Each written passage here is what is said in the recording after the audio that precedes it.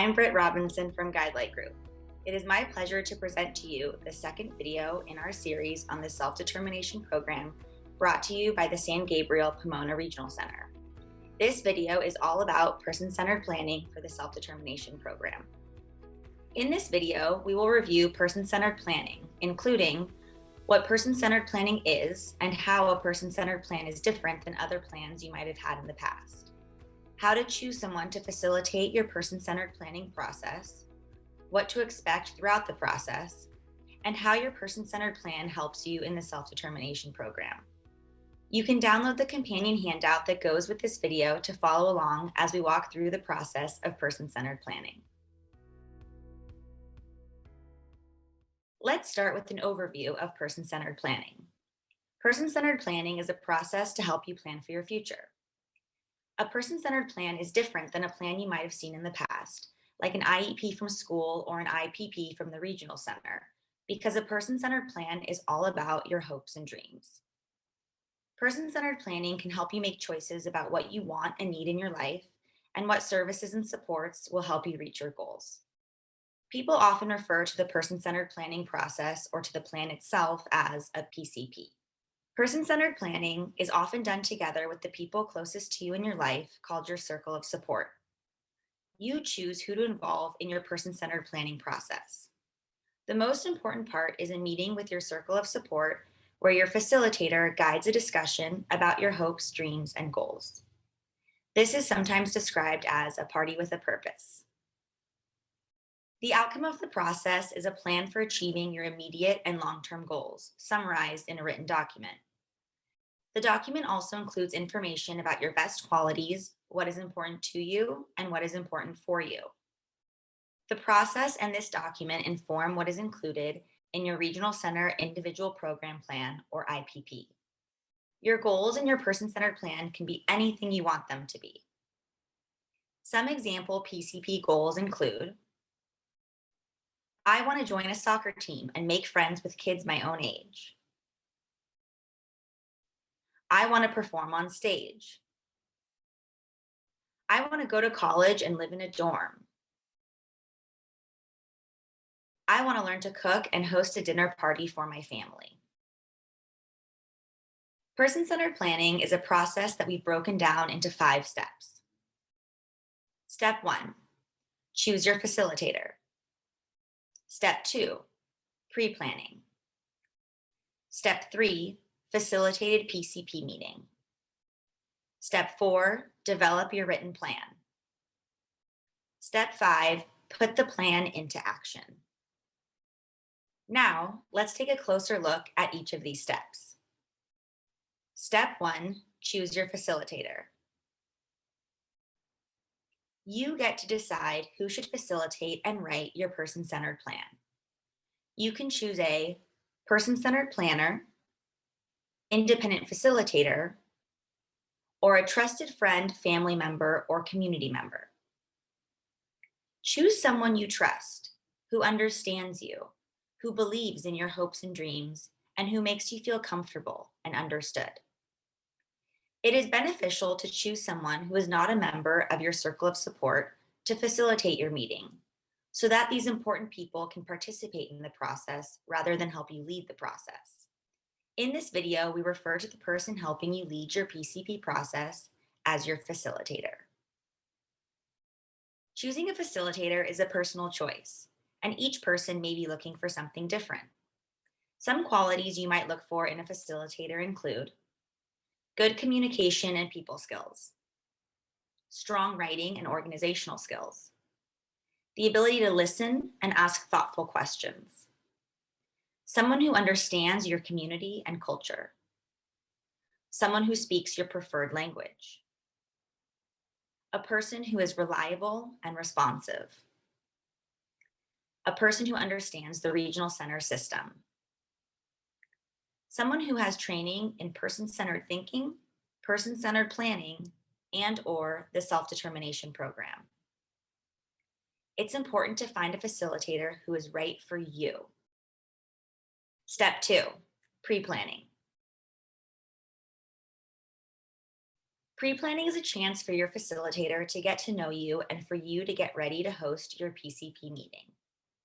Your facilitator may ask lots of questions about you, such as, who are the most important people in your life? What's working and what's not working in your life? What are your hopes, dreams, and goals for the future? What is most important to you? This can be done in one meeting or over several meetings. During pre-planning, your facilitator will help you decide, who do you want to be invited to your meeting? Where and when should your meeting take place? What kind of atmosphere do you want to have at your meeting, such as food, music, and setup? What do you want to discuss? What do you not want to discuss, or topics that are off limits? What do you need for the meeting to be successful and productive? Certain items, supports, or people? How will you communicate at the meeting to let the facilitator and other attendees know if you are happy with what is being discussed? What language or languages will be spoken at your meeting? Do you need an interpreter? Step 3, facilitated PCP meeting. The atmosphere at your PCP meeting should be positive, happy, and fun. It can even feel like a party just for you. You lead your own meeting with the help of your facilitator.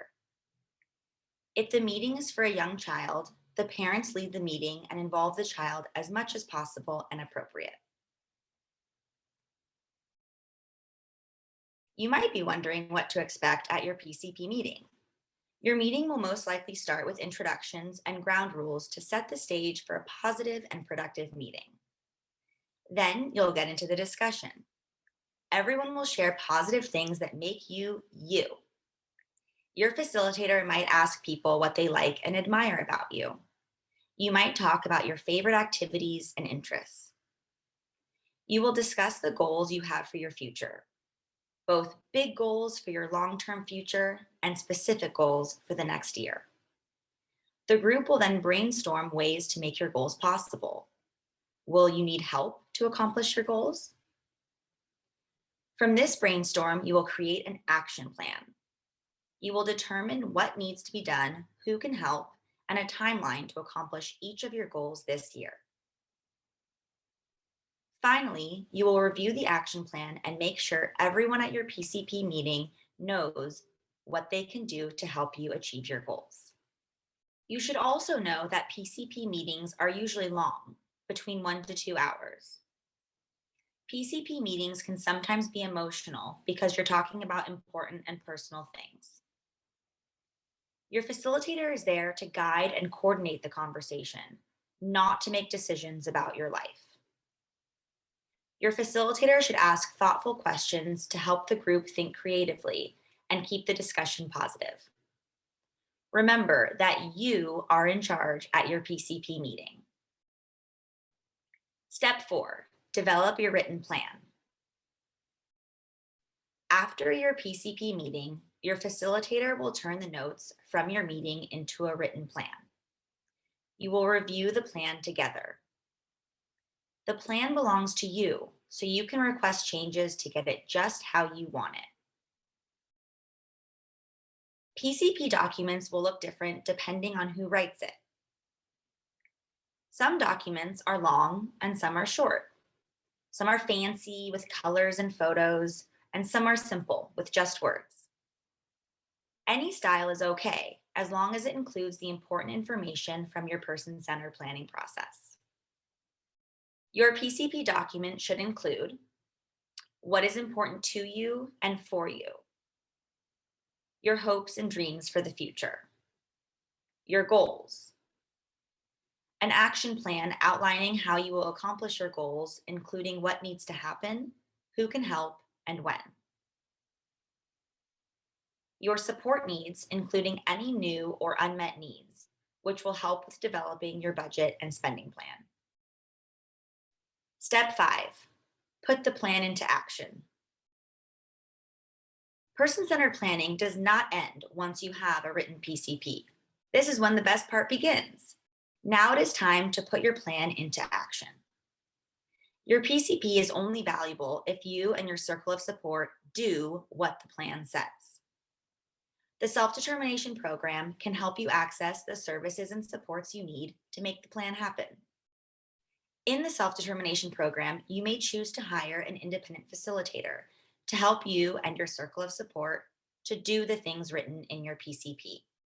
You can change and update your PCP as often as you'd like. In this video, we have reviewed the 5 steps of person-centered planning. Choose your facilitator, pre-planning, facilitated PCP meeting, develop your written plan, and finally, put the plan into action. Don't forget to download the handout that goes with this video to help you remember these steps. Person-centered planning is a very special process, and I wish you all the best throughout your journey. Happy planning!